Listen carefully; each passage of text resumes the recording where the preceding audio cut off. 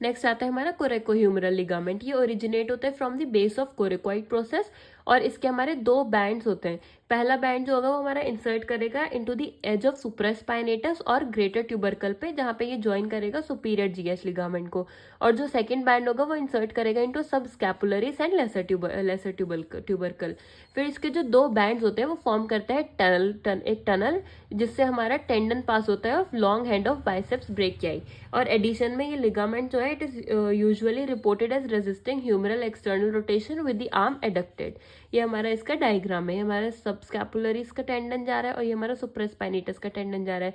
बीच में हमारा कोरेकोह्यूमरल लिगामेंट और सुपीरियर जीएच कैप्सूल।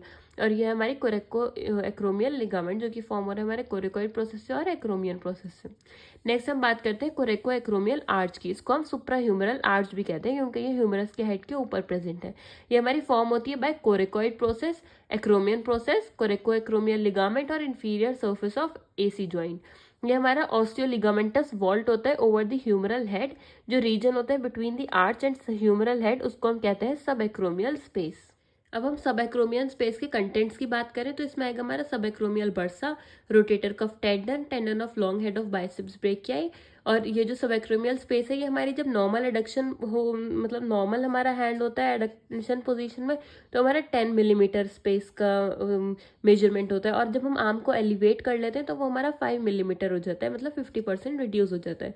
जो हमारी कोरेको एक्रोमियल आर्च है prevent these structures passing below it from trauma. ये जो कोरेको एक्रोमियल आर्च है ये सारे स्ट्रक्चर्स को प्रिवेंट करती है फ्रॉम ट्रॉमा। फिर इस आर्च का फंक्शन क्या होता है? ये हमारे सुपीरियर ट्रांसलेशन प्रोवाइड करती है टू ह्यूमरल हेड। नेक्स्ट हम बात करते हैं बर्सा की। बर्सा क्या होता है? हमारा कुशन लाइक स्ट्रक्चर होता है बिटवीन जॉइंट्स। ये हमारे इसमें हमारे दो बर्सा प्रेजेंट होते हैं, सब एक्रोमियल बर्सा और सब डेल्टोइड बर्सा। सब एक्रोमियल बर्सा से पता चल रहा है हमारे एक्रोमियल स्पेस के नीचे प्रेजेंट है, और सब डेल्टोइड का मतलब डेल्टोइड मसल के नीचे है। तो ये जो बर्सा होता है ये सेपरेट करता है हमारे सुप्रास्पाइनेटस टेंडन को और head of humerus from acromion coracoid process, coracoacromial ligament and deltoid muscle. इनका मेन फंक्शन क्या होता है? ये रिड्यूस करते हैं फ्रिक्शन को to permit smooth gliding between humerus and supraspinatus tendon and surrounding structures.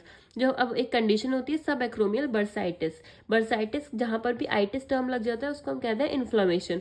तो इसका मतलब है इन्फ्लामेशन या फिर डीजेनरेशन हो जाएगा हमारा सुप्रास्पाइनेटस टेंडन का। और जब ये इन्फ्लेम्ड होगा तो हमारा सब एक्रोमियल बर्सा जो है वो डिक्रीज होगा, सब एक्रोमियल स्पेस डिक्रीज हो जाएगी available for rotator cuff tendon clearance.